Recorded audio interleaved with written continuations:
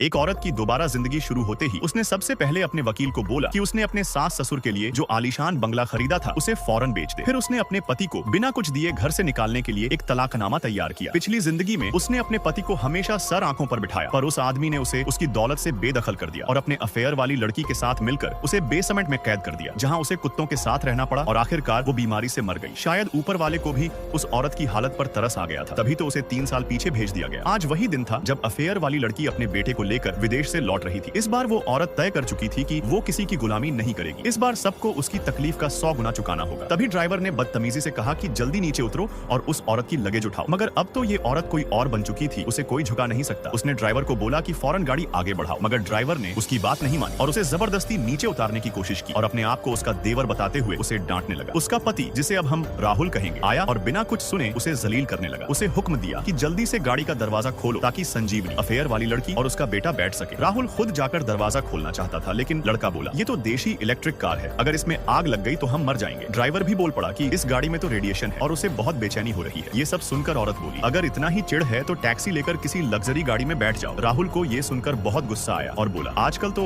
Electric कारें जलने लगी हैं और संजीवनी तो बाहर से आई है, इतने सस्ते गाड़ी में बैठना उसके लायक नहीं। फिर उसने अपनी बीवी को मजबूर किया कि माफी मांग ली, क्योंकि संजीवनी ने पहले उसकी हेल्प की थी और अब वो एक गेस्ट ऑफ ऑनर है। लेकिन औरत, अब हम उसे अनामिका कहेंगे, शांत खड़ी रही और साफ बोली कि उसने कुछ गलत नहीं किया। राहुल ने जिद पकड़ ली कि वो अब उनके लिए पेट्रोल वाली लग्जरी कार खरीदेगा। अनामिका ने हल्की सी मुस्कान के साथ हामी भर दी और कहा कि ठीक है, वो खुद उनके लिए पोर्शे बुक करवा देगी ताकि वो लोग उसकी पिछली जिंदगी के दर्द की थोड़ी झलक अभी से देख लें। अनामिका ने 50 लाख की पोर्शे बुक की, लेकिन लड़का बोला, ये भी कोई गाड़ी है, मुझे नहीं चाहिए ये टूटी फूटी चीज। राहुल भी चिल्लाया कि तुमसे कुछ ठीक से नहीं होता। बोला, संजीवनी के लिए तो कम से कम 3 करोड़ की कार चाहिए। फिर उसने शोरूम मैनेजर से कहा कि उन्हें सबसे महंगी पोर्शे दिखाओ। राहुल ने डंके की चोट पर बोला, मेरी बीवी के पास बहुत पैसा है, वो पूरा कैश में खरीदेगी। शोरूम स्टाफ ने उन्हें एक लिमिटेड एडिशन वाली 5 करोड़ की गाड़ी दिखाई। राहुल ने कहा, संजीवनी को तो बस जैसे तैसे ये चलेगी। संजीवनी बड़ी शर्मीली बनकर उसमें बैठी और अपने बेटे को भी बुलाया, लेकिन वो लड़का तो जैसे तूफान था। उसने कई गाड़ियों की विंडशील्ड तोड़ दी और लोगों तक उखाड़ दी, करीब 1 करोड़ की बर्बादी कर दी। लड़का बोला, इनकी कारें ही घटिया हैं। राहुल ने भी मैनेजर को डांटा कि तुम्हारी गाड़ियों में दम नहीं है, जो एक बच्चे से टूट गई। मैनेजर गुस्से से फट पड़ा और बोला, या तो 1 करोड़ का डैमेज भर दो वरना पुलिस बुलाऊंगा। राहुल बोला, ठीक है, मैं सब गाड़ियां खरीद लूंगा, मेरी संजीवनी बदल बदल कर चलाएगी। मैनेजर ने सोचा बड़ा ग्राहक मिला है, झुक झुक कर माफी मांगने लगा। संजीवनी बोली, इतनी गाड़ियां खरीद लोगे तो अनामिका को बुरा लगेगा। राहुल बोला, अनामिका को पूछने की जरूरत नहीं, मेरी मर्जी से होगा। मैनेजर ने कंफर्म किया, इन सब गाड़ियों की कीमत 15 करोड़ है। अगर अब भी पीछे हटना चाहते हैं तो मैं सिर्फ 1 करोड़ का डैमेज चार्ज लूंगा, लेकिन अगर एक बार बिल बना दिया तो फिर कोई रिफंड नहीं होगा। राहुल बोला, बिल बनाओ, मैं सब लेता हूँ। संजीवनी खुश होकर बोली, मेरे फंड्स आते ही मैं भी तुम्हारे लिए एक गाड़ी लूंगी। लेकिन राहुल बोला, तुमसे नहीं चाहिए, जो भी दोगी वो अनामिका के पैसे से ही होना चाहिए। संजीवनी ने फिर से 1-2 करोड़ की गाड़ी राहुल को गिफ्ट के नाम पर चुनी। मैनेजर ने 17 करोड़ का कॉन्ट्रैक्ट बनाकर राहुल को दिया साइन करने के लिए।